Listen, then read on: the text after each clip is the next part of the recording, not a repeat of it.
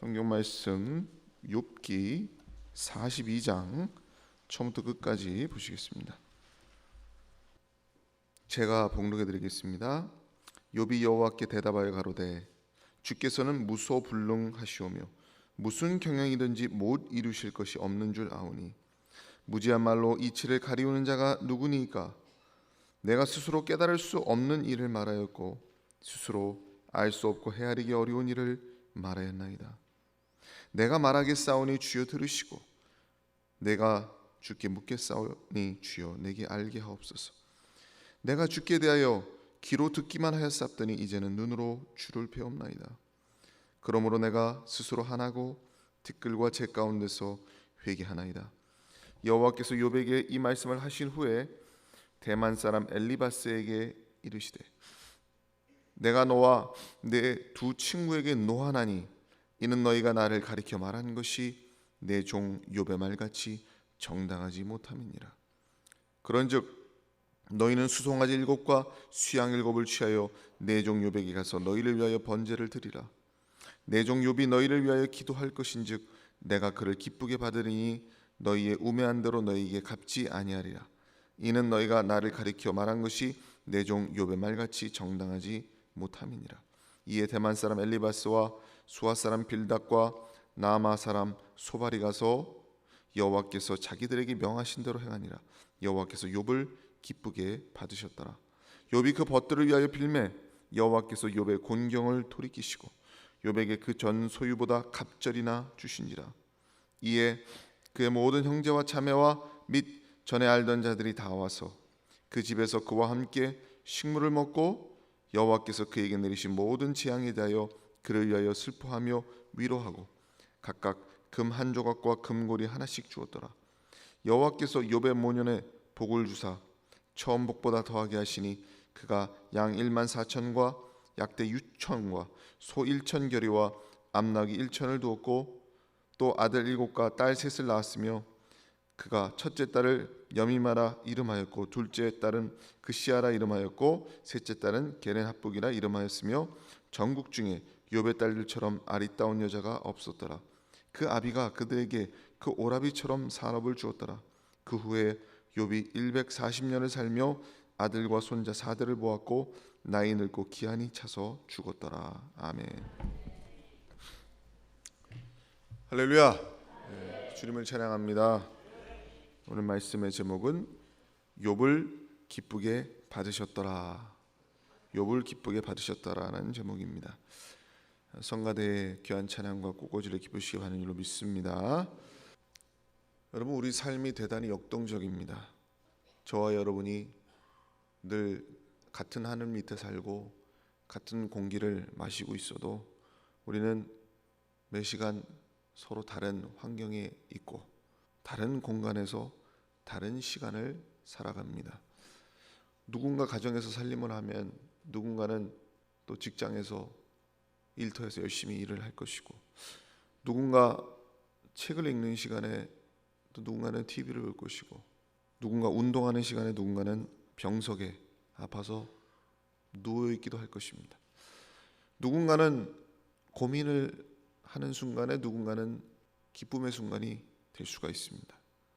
저는 이렇게 말씀을 묵상하면서 가만히 앉아가지고 동일한 시간에 각기 다른 공간에서 다른 생각을 하고 다른 상황에 처한 여러분들을 생각해 봤습니다. 여러분, 모자이크 아시죠? 여러 개의 조각으로 나누어진 모자이크를 한번 떠올려 보세요. 제가 기도할 때면은 마치 그 파편화된 그 모자이크처럼 조각조각 나 있는 모자이크처럼 여러분 모두의 그 삶의 다양성과 역동성을 동시에 느끼면서 기도하기를 소망합니다. 근데 제가 아무리 그 쫙 펼쳐진 여러분의 그 다른 삶, 다른 시간대, 여러분의 다른 환경 속에서의 여러분의 삶을 다 느끼려고 해도 하나님은 그보다 더 깊이 비교할 수 없게 하나님은 여러분의 삶을 이미 관통하고 계시고 불꽃같이 보고 계십니다. 머리카락까지도 세신 받았어요. 누가복음 12장에 보면 너희에게는 오히려 머리털까지도 다 세신 바 되었나니 두려워하지 말라. 너희는 많은 참새보다 귀하니라. 머리털까지. 이게 얼마나 하나님께서 여러분의 삶을 깊이 들여다보고 계시는가에 대해서 은유적으로 표현하고 있죠. 어떤 시간과 공간 속에 여러분이 거할지라도 하나님의 눈이 절대로 여러분을 떠나지 않는다.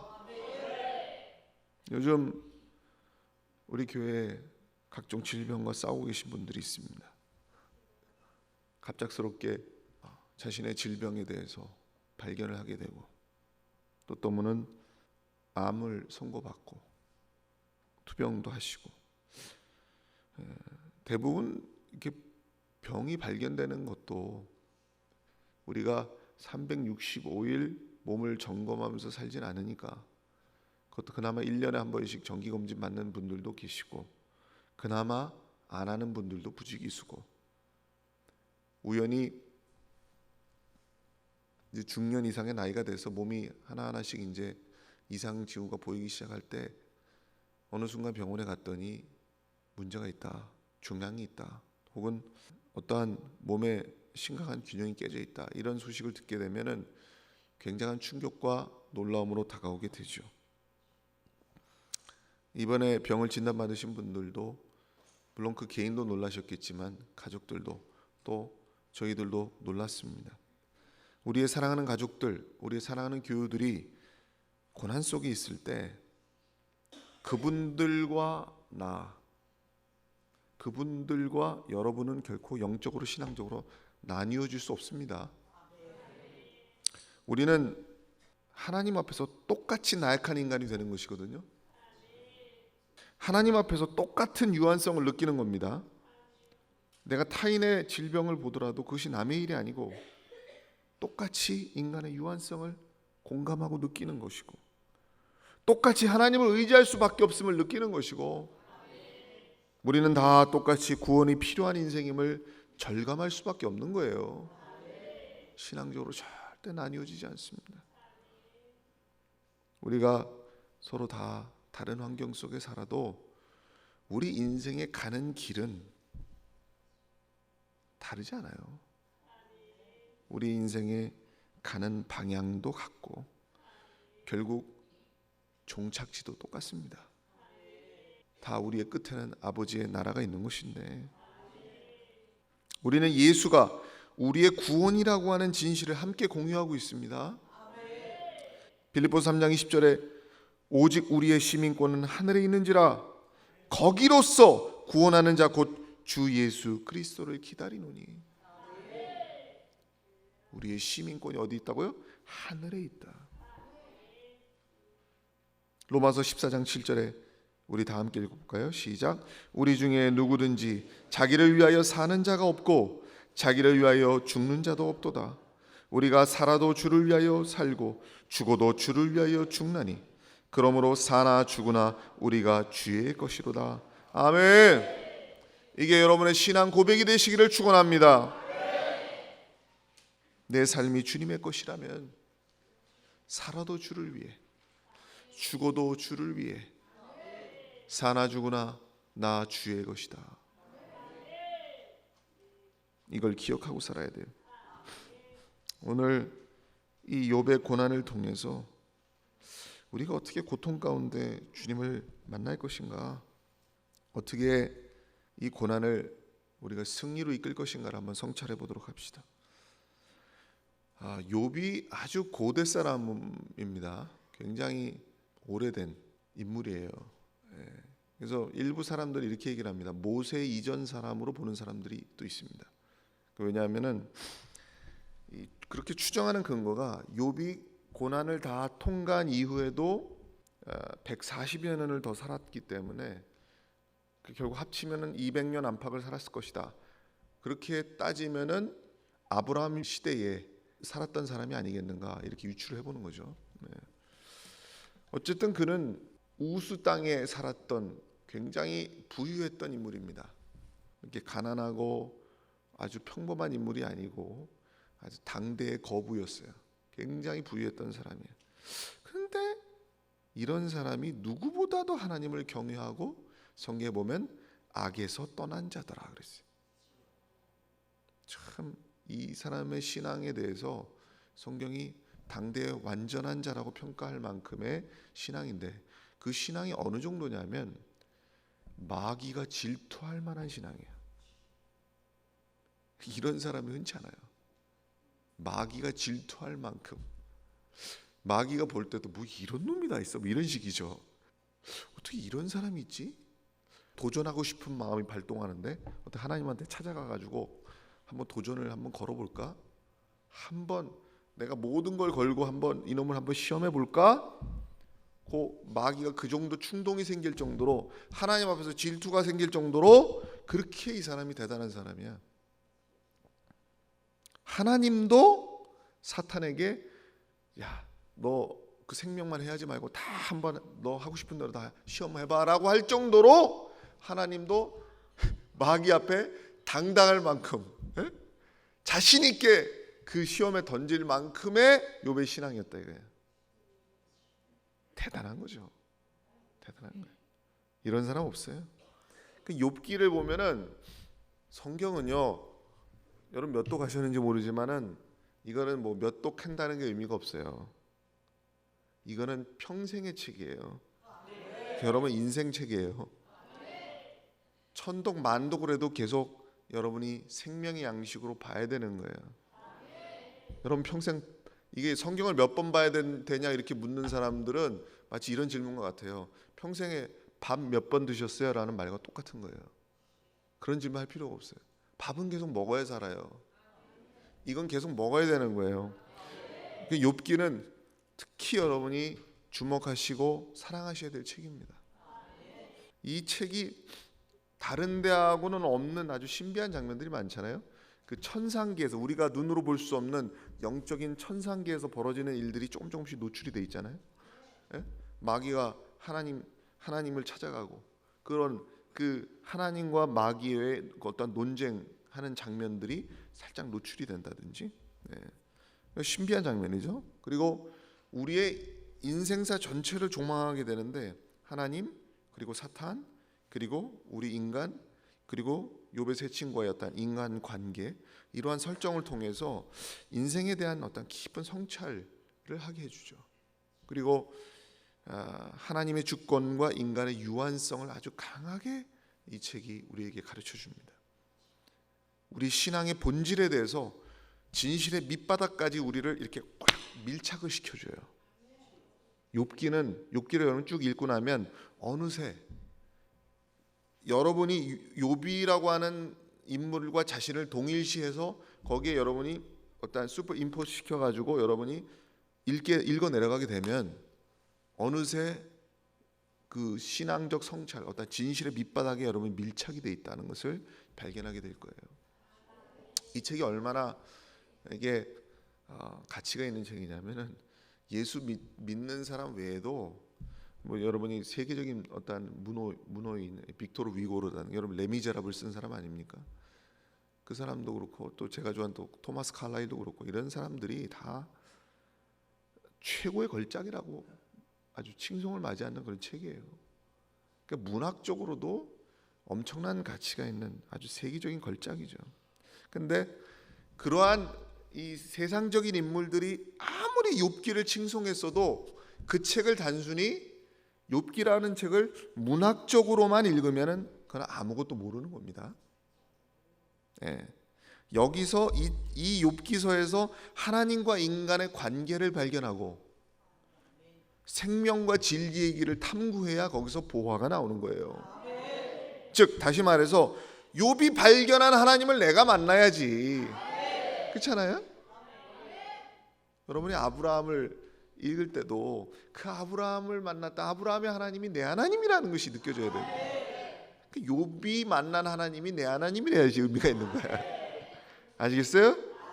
실제 그러해요. 욥을 만나주신 하나님이 여러분의 하나님이야. 지금 여러분이 고난 가운데 있다면 더더욱 그러합니다.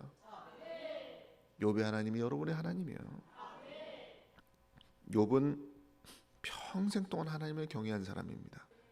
평생 동안 그의 신조가 뭐냐면 악에서 멀어져야지, 악에서 떠나야지, 계속 그것이 떠나질 않아.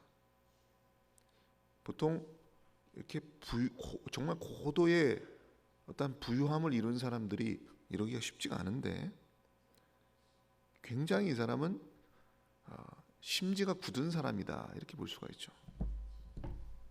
사실 한 인생이 자기 자신에 대해서 부끄러움 없는 삶을 살기가 쉽지가 않아요.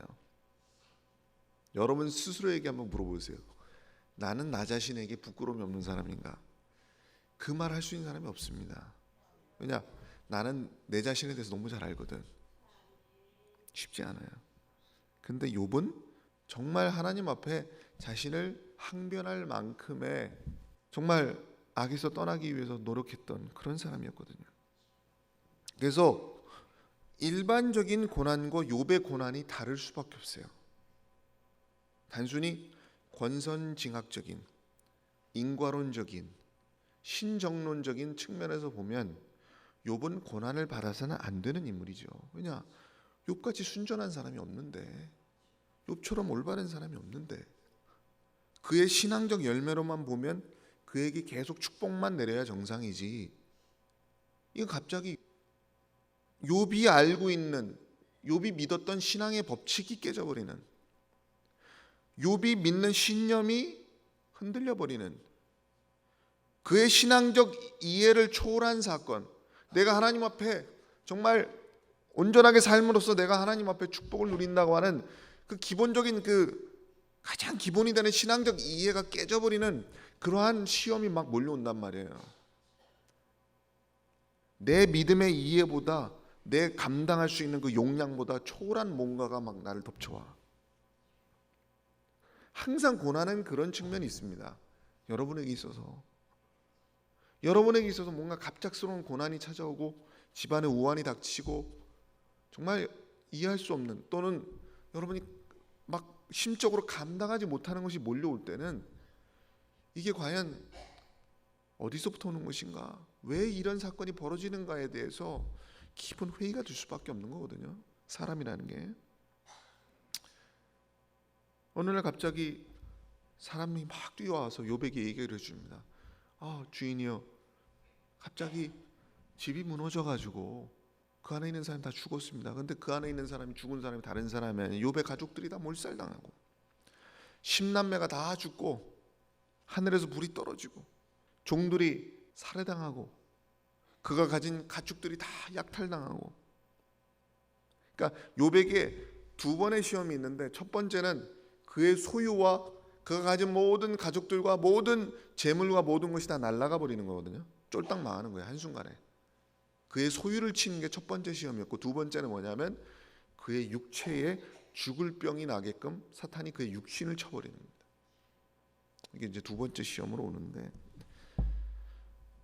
첫 번째 시험만 해도 사람이 멀쩡한 정신으로 살아있는 게 기적일 정도인데, 이제 죽을 병이 나고 부인도 그를 버리고 떠나버리는, 하나님을 저주하고 죽어버려라 이러면서 독설을 내뿜고 가버리는, 욥에게 남은 것은 하나도 없죠. 자기를 위로해 줄 사람도 없고 아무도 없는 거예요. 욥의 입장에서 봤을 때 나에게 왜 이런 일이 벌어질까?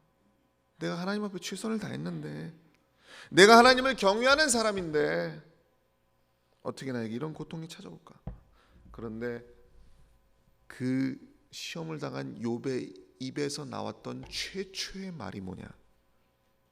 침묵을 깨고 욥이 시험을 당한 후에 나왔던 최초의 말, 이게 중요한 거거든요.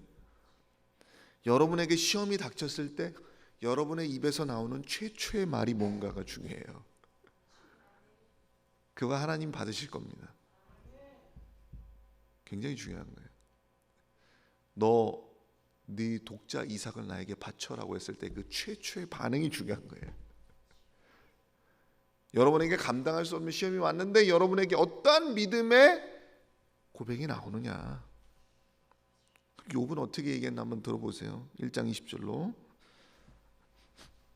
욥이 일어나 겉옷을 찢고 머리털을 밀고 땅에 엎드려 경배하며 가로되 내가 모태에서 적신이 나와 싸운즉 또한 적신이 그리로 돌아가올지라. 주신 자도 여호와시요 취하신 자도 여호와시니 여호와의 이름이 찬송을 받으실지니이다 하고, 이 모든 일에 욥이 범죄하지 아니하고 하나님을 향하여 어리석게 원망하지 아니하니라. 욥기서 2장 10절에 우리가 하나님께 복을 받았은즉 재앙도 받지 아니하겠느냐 하고, 이 모든 일에 욥이 입술로 범죄치 아니하니라. 참 이게 마귀조차 질투를 할 정도의 그 욥의 신앙의 진면목이죠. 적신으로 왔은즉 적신으로 간다. 적신에서 적신으로. 주신 자도 여호와, 취하는 자도 여호와. 여호와의 이름이 찬송을 받을지어다. 우리가 하나님께 축복을 받으면 재앙도 받지 않겠는가? 참 기본적으로 욥이 하나님의 절대 주권을 인정하는 사람이에요. 그리고 이 사람을 깊이 들여다보면 뭐가 있냐면은 그게 있어요. 하나님 외에는 절대적인 게 하나도 없는 사람이야. 그러니까 자기가 가진 어떤 엄청난 소유, 이 사람은 잃어버릴 게 너무 많은 사람이거든요. 너무 가진 게 많아서. 그런데 이 사람은 자기가 가지고 있는 그 소유라고 하는 그 본질에 대해서 정확하게 인지를 하고 있다. 내가 아무리 많이 가졌어도 이거는 하나님 외에는 이게 절대적인 게 아니라는 걸 아는 사람이거든요. 신앙의 원칙이 분명한 사람이야. 그리고 절대 하나님을 원망하거나 범죄하지 않았다고 여기 돼 있잖아요. 이게 뭐냐면 어떤 인격 분열로 나아가지 아니하고 자기 파괴적인 어떤 뭐 자살 충동을 느낀다든가 이런 식의 어떤 위험선을 넘지 않은 거죠. 욥이 끝까지 하나님을 놓지 않는다. 무슨 일이 있어도 내가 항변은 하지만, 그러니까 하나님을 욥이 원망하지 않았다는 것이 하나님의 뜻을 다 이해해서 그랬다는 뜻은 아니에요. 우리가 어찌 측량할 수 없는 하나님의 뜻을 다 이해할 수 있겠어요? 내가 하나님의 뜻을 다 이해했기 때문에 원망하지 않는다, 이건 아니에요. 네. 내가 이해하지 못할지라도, 내가 감당할 수 없을지라도 하나님의 주권을 인정하는 것이죠. 여러분의 한계를 초월한 상황, 때로는 내가 이러지도 못하고 저러지도 못하는 상황에 처할 때가 있잖아요. 그럴 때 여러분은 어떤 선택을 해야 됩니까? 누구를 바라봐야 돼요? 인간적인 생각을 앞세우지 마시고 하나님과 여러분의 관계의 본질을 성찰하시고 하나님과 나 둘만의 관계를 회복하셔야 됩니다. 욥기서 7장에 보면은 욥의 믿음을 보여주는 아주 중요한 언급이 있어요. 우리 함께 읽어볼까요? 시작. 세상에 있는 인생에게 전쟁이 있지 아니하냐? 그날이 품꾼의 날과 같지 아니하냐? 종은 저물기를 심히 기다리고 품꾼은 그 삭슬 바라나니. 아멘. 이 고백은요, 여기 보면 세상에 있는 인생에게 전쟁이 있지 아니하냐?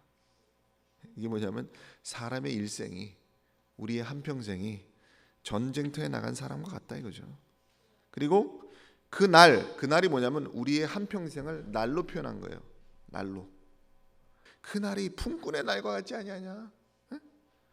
종이 저물기를 심히 기다린다. 그 날이 저물기를 기다린다. 그리고 품꾼은 그 삭슬 바라나니. 이게 뭐냐? 그 날이 저문 후에, 인생이 끝난 후에 받을 상급을 기다린다는 거예요. 여기서 욥은 뭐예요? 자기가 받을 진정한 상급은 인생의 끝에 기다리고 있다는 거예요. 결국 하나님이 나를 평가하실 것이다. 내세의 복을 기다리는 거죠. 여러분 어떠합니까? 내 삶의 주인 되신 하나님께서 여러분에게 종에게 맡기진 사명대로 여러분에게 갚아주실 것이라는 걸 믿으십니까? 현재의 고난만 보시면 안 돼요. 장차 앞에 있을 영광을 바라보셔야 됩니다. 자, 욥기서 14장 20절로 23절 우리 함께 시작. 오직 내게 이 두 가지 일을 행하지 마옵소서. 그리하시면 내가 주의 얼굴을 피하여 숨지 아니하오리니 곧 주의 손을 내게 대지 마옵시며 주의 위엄으로 나를 두렵게 마옵실 것이니이다. 그리하시고 주는 나를 부르소서. 내가 대답하리이다. 혹 나로 말씀하게 하옵시고 주는 내게 대답하옵소서. 나의 불법과 죄가 얼마나 많으니까 나의 허물과 죄를 내게 알게 하옵소서. 아멘. 여기서 참 욥이 너무나 불쌍해 보여요. 너무 불쌍해. 욥이 너무 처절해. 그 욥이 강한 것 같아도 굉장히 물론 누구보다 강한 신앙을 가졌지만 그가 너무나 가혹한 시험에 처했기 때문에 그의 그 심리 상태가 이렇게 쪼그라들어 있다는 것을 이 말씀이 보여주고 있어요. 얼마나 심리적으로 위축이 되어 있는가. 그러니까 주의 손을 내게 대지 마옵시고, 주의 위엄으로 나를 두렵게 마옵시고. 이게 뭐냐 하면 너무 지금 내가 너무 많이 당했어. 지금 너무 많이 얻어맞았어. 지금 너무 가혹해. 지금 그런 상황에서 더 이상 하나님의 어떤 두려운 손길을 내가 감당할 수 없다 이 말이에요. 그러니까 하나님의 심판에 대한 두려움을 좀 나에게 이제 제거해달라 그러면서 하나님과 교통하게 해달라고 아주 조심스럽게 구하면서 내 죄가 있다면은 좀 나한테 좀 가르쳐 주십시오. 이거 너무너무 처절한 그 한 인생의 표현입니다. 하나님, 내 불법과 죄가 얼마나 많으니까 나의 허물과 죄를 좀 내게 좀 알게 하여 주옵소서. 이게 욥이 굉장히 진정성이 느껴지는 아주 절박한 몸부림이거든요. 이게 언뜻 보면 여러분이 항의하는 것처럼 들으실 수 있는데 사실은 욥이 내가 결백할지라도 하나님 앞에서 감히 입을 열 수 없는 죄인임을 아는 거예요. 욥이. 그러니까 하나님 앞에 내 죄와 허물을 좀 나한테 좀 알려달라. 이 진정성 있는 얘기죠. 근데 욥의 세 친구가 있었어요. 이 욥의 절친인데 욥을 찾아와가지고 처음에 이제 왜 왔겠어요? 욥이 하도 고통 가운데 있다고 하니까 욥을 위로하려고 위문하려고 왔는데 이 친구들이 막상 와서 욥에 누워 있는 것을 보더니 한마디씩 훈수를 두듯이 한마디씩 하는데 이게 보통 말이 아니에요. 이 욥의 친구들도 대단했던 사람입니다. 욥이 대단한 신앙인이고 대단한 사람이었던 것처럼 욥이 사귄 친구들도 그 수준이었던 모양이라. 그래서 나름대로 신앙적으로 이 어떤 세상의 이치를 판단하는 그 수준도 높은 사람이에요. 나름대로. 그러니까 와서 한마디씩 거들면서 욥에 대해서 판단을 하는 거예요. 그를 위로해 주기보다는 야, 너에게 왜 갑자기 이런 일이 벌어졌겠냐? 우리 한번 생각해 보자. 한번 상황을 복귀해 보자. 혹시 너한테 좀 뭔가 문제가 있기 때문에 이런 일이 벌어진 거 아니냐? 이거 한번 심각하게 생각해 봐야 돼. 이러면서 욥이 처한 고난에 대해서 그들 자신의 기준과 판단 잣대대로 판단하고 정죄하고 그랬단 말이죠. 세상에 이유 없는 고통은 없어. 너 분명히 뭔가 있기 때문에 이렇게 당하는 거야. 이런 식으로 얘기를 하는 거죠. 욥에게 회개하라고 충고까지 합니다. 너 회개해야 돼. 회개해야 돼. 이들의 말이 틀린 말이 아니잖아요. 일반론적으로 보면 꼭 틀린 말은 아니에요. 근데 하나님이 그들을 어떻게 평가하시는가 한번 보세요. 욥기서 42장 7절에 내가 너와 내 두 친구에게 노하나니, 노한다 이거예요. 이는 너희가 나를 가리켜 말하는 것이 내 종 욥의 말같이 정당하지 못함이니라. 너희의 말이 정당하지 않다 이 말이에요. 우리가 이 욥의 세 친구같이 행동하면 안 됩니다. 어떤 사람의 고난을 보았을 때, 어떤 사람이 굉장히 고난에 처한 상황을 보았을 때 우리가 자신의 잣대로 함부로 정죄하고 판단하는 우를 범하면 안 돼요. 또 남이 굉장히 어려움에 처했거나 굉장히 급박한 상황에 처했을 때 하나님이 저래서 저래 이러면서 그것이 다른 사람을 판단하면서 내 의의를 내세우는 그런 수단으로 삼아서는 안 됩니다. 다른 사람의 어려움을. 예수님도 그러셨잖아요. 어떤 사람이 예수님께 찾아와가지고 예루살렘 망대가 갑자기 무너져가지고 사람들이 죽었는데, 사고가 나서 불의의 사고로 사람들이 죽었는데 저 사람이 다른 사람보다 죄가 더 많아서 그렇습니까? 라고 물었더니 예수님 뭐라 그럽니까? 예수님이 아주 심플 명료하게 얘기하잖아. 너희도 회개하지 않으면 똑같이 망한다 그랬어요. 그러니까 우리가 하나님 앞에 진실은 뭐냐면 나도 회개하지 않으면 망한다. 요거 사실만 인식하고 살면 돼요. 우리도 하나님 앞에 바르게 살아야 된다는 거죠. 할렐루야.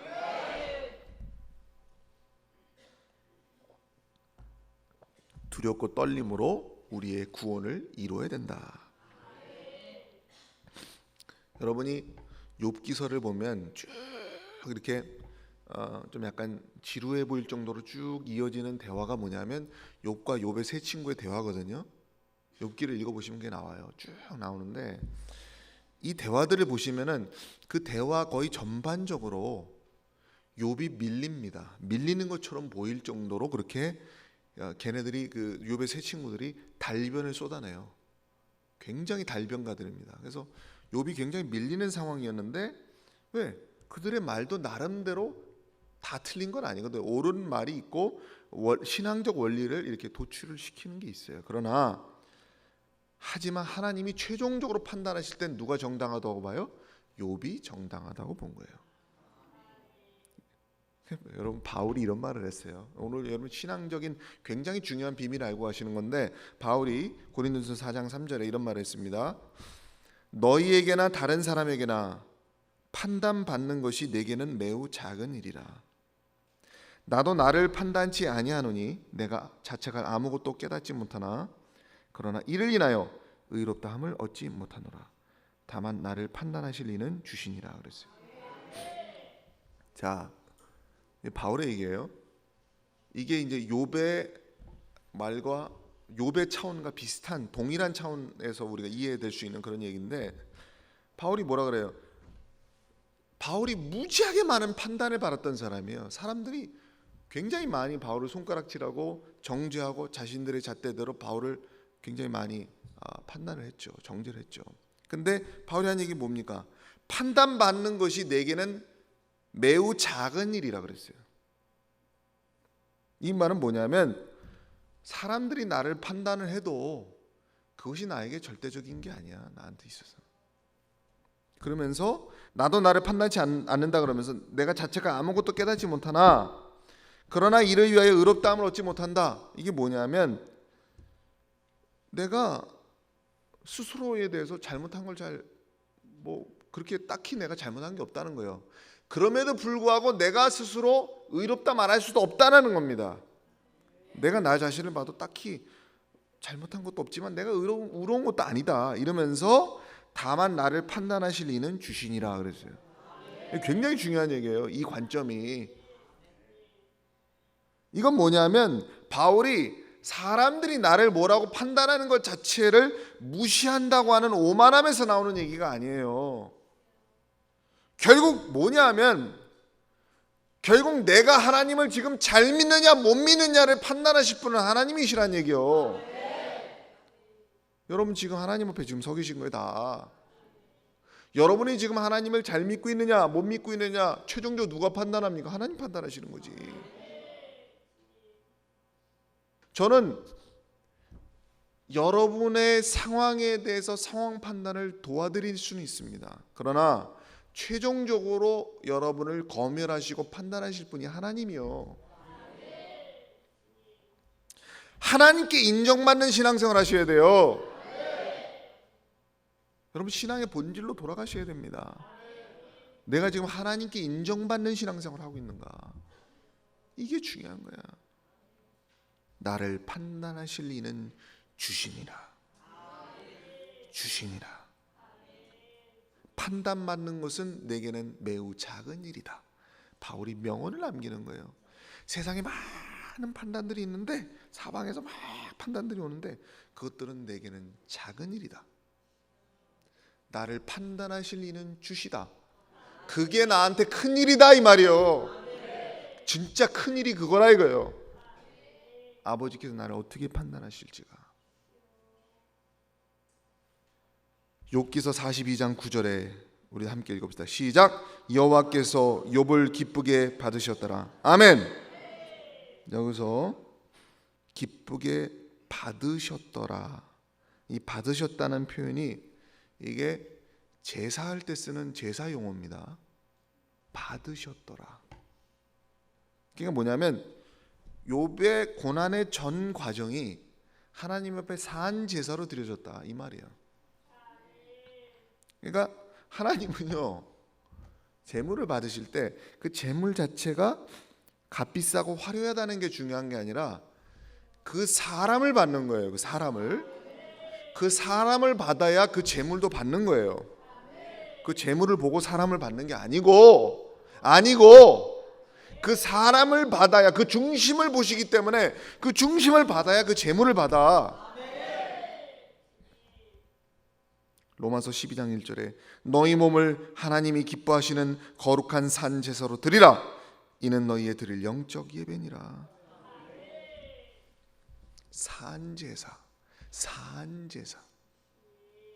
산제사라는 표현을 왜 쓰겠어요? 재물 따로 내 따로가 아니란 얘기예요. 내가 곧 재물이라 이 말이에요.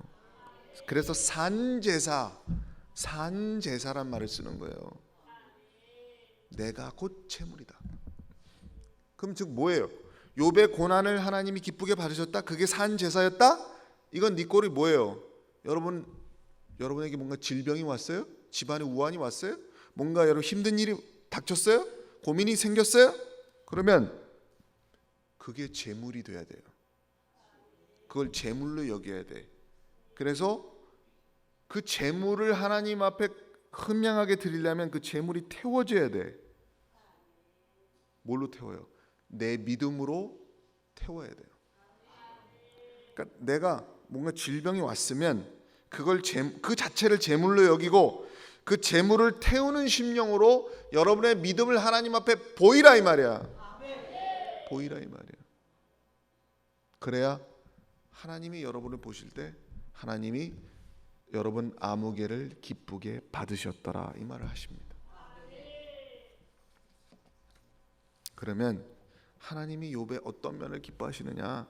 욥의 경우에 욥기서 42장 6절에 우리 시작. 그러므로 내가 스스로 한하고 티끌과 재 가운데서 회개하나이다. 아멘. 스스로 한하고, 이게 뭐냐? 하나님 앞에 자신의 상대적인 모습으로 낮추면서 하나님의 절대 주권을 인정하는 자세죠. 완전히 엎드리는 자세입니다. 그리고 티끌과 재 가운데 회개하나이다. 나는 의로울 수 없는 죄인이라고 하는 진실된 회개의 고백을 하나님 앞에 드리는 거죠. 이 고백이 하나님이 한 인간을 계속 한계 상황으로 몰아붙임으로써 나온 고백이에요. 이게 한 인간을 한계 상황으로 막 당대의 최고의 의인이라고 하는 사람을 한계 상황으로 그 진실의 그 아주 강하게 밀착시켰을 때 나왔던 고백이라고. 그러니까 이거는 가장 순전한 믿음으로 아주 철저하게 죄에서 떠난 그 사람이라 할지라도 하나님 앞에 섰을 때 표출되는 진실은 변할 수 없다. 모두가 동일하다. 내가 하나님 앞에 스스로 하나고 티끌과 재 가운데 회개하나이다 라고 하는 고백 위에는 나올 수 없어요. 그게 인간의 본연의 진실이에요.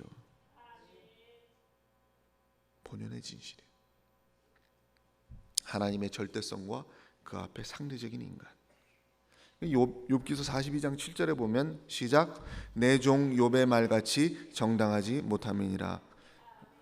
욥기서 42장 8절에 시작. 내 종 욥에게 가서 너희를 위하여 번제를 드리라.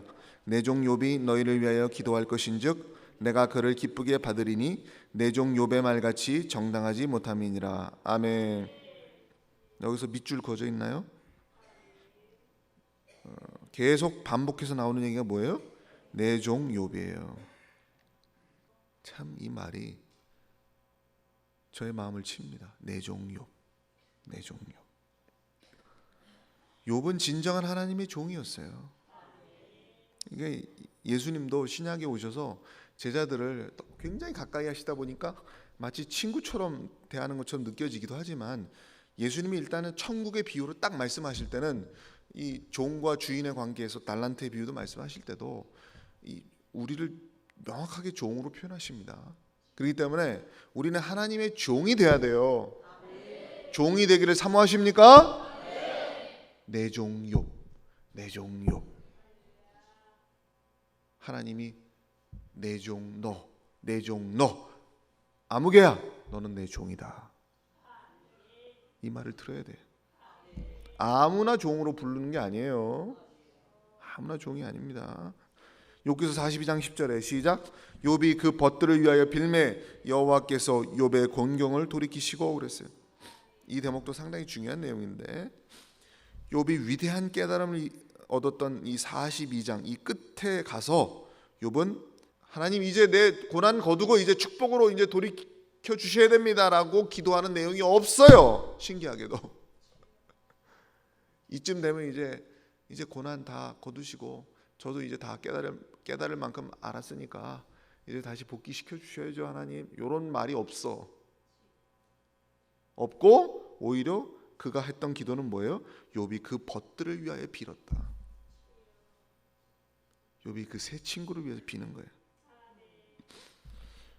아니 그 사람들은 욥을 괴롭히고 때로는 판단하고 그랬던 친구들인데 오히려 그들을 포용하면서 그들을 기도하는, 이게 뭐냐면 욥이 깨달은 신앙의 차원의 수준이 세 친구보다 월등한 거예요. 그래서 그들보다 훨씬 품이 깊고 깨달음의 넓이가 넓다는 것을 반증하는 거예요. 그래서 욥이 그 달관한 경지에서 결국 그들을 위해서 기도하는, 그 벗들을 위해서 빌었다. 그리고 그 기도를 통해서 결국 뭐예요? 욥을 공경에서 돌이키셨다. 할렐루야. 자신을 위해서 기도하기보다는 남을 위해서 기도하면서 자신의 문제도 자연스럽게 또 풀리게 되는 이러한 일들이 있었습니다. 그러니까 우리 사자교회도 서로를 위해 기도할 수 있는, 우리 서로가 다 고난 가운데 처하지 않는 사람이 없어요. 다 나름대로 마음에 무거운 짐들이 다 있습니다. 그렇다고 한다면 서로를 위해 기도해 줄 수 있는 사랑과 위로의 영성, 그리고 다른 사람의 고난을 볼 때 자신과 하나님과의 관계를 재정립하는 차원에 이르게 되기를 소망합니다. 그래서 저는 지금 질병과 투병 가운데 있는 그런 분들의 누워서도 이런 생각을 하죠. 내가 잠을 청하지만 그분은 잠을 못 이룰 수도 있는데, 이러면서 잠이 들고 주여 그들의 마음을 위로하시고 편안하게 잠들게 하옵소서, 이런 기도를 하죠. 그 뭔가 그 동기되는 게 느껴져요. 기도를 하다 보면 그런 게 있습니다. 그 괴로움 얼마나 막막하겠어요. 그래서 여러분 우리가 서로에 대한 그런 것을 다 느끼면서 기도하는 여러분 되시기를 축원드립니다. 마지막으로 욥이 한 기막힌 고백이 있어요. 욥기서 16장 19절에 시작.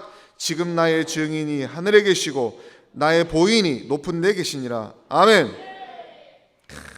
기가 막힌 거예요. 지금 나의 증인이 하늘에 계신다. 보인이란 말은 중보자라는 뜻이에요. 나의 중보자는 높은 데 계신다. 높은 데 계신다. 지금 현실 속에는 막막해. 아무것도 잡히지도 않고 아무것도 보이지 않는데 이 욥이 의지했던 거, 욥이 바라봤던 건 뭐예요? 저 하늘에 계신 분이야. 나의 증인은 하늘에 있고 나의 중보자는 높은 데 계신다. 이게 우리가 이 세상의 고난에 처할 때마다 오직 우리의 중보자이신 예수 그리스도를 바라보면서 가야 됩니다.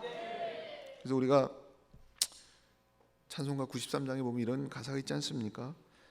예수는 나의 힘이요 내 생명 되시니, 예수는 나의 힘이요 내 기쁨 되시니, 예수는 나의 힘이요 내 소망 되시니, 눈물이 앞을 가리고 내 맘에 근심 쌓일 때 위로하고 힘주실 이 주 예수. 여러분 때로 좌절하시고 처지를 비관하게 될지라도 어떤 상황 속에서도 결코 하나님의 손을 놓으셔서는 안 됩니다. 믿음을 잃어버려서는 안 돼요. 최후 승리를 얻기까지 주의 십자가 사랑하리, 빛난 면류관 얻기까지 험한 십자가 붙들겠네. 끝까지 최후까지 하나님을 붙드는 사람, 하나님을 신뢰하는 사람, 그가 바로 진정한 승리자가 될 것입니다. 시험과 고난 가운데 있는 여러분 모두에게 욥에게 주신 은혜가 넘치시기를 축원을 드립니다. 기도하시겠습니다.